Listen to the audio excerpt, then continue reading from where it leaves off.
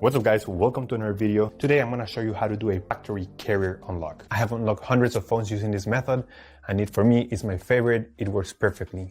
What a carrier unlock does, it allows you to use your phone with different providers. If you travel and if you want to switch SIM cards from a different company anywhere in the world, you just simply go ahead, you put your SIM card into your phone and your phone will work without any issues. So we're going to begin.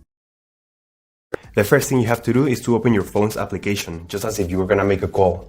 And then you have to get the phone's IMEI number. Alright, so to get the phone's IMEI number, we're going to dial *#06#. As you will see, your 15-digit number will appear in the screen of your phone. Now with this number in hand, we're going to go to the computer.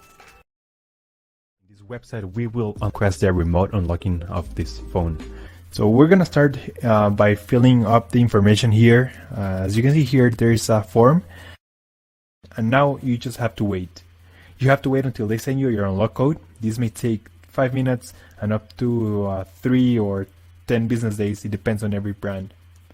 I'm going to show you my personal email account so that you can see how the email will look like.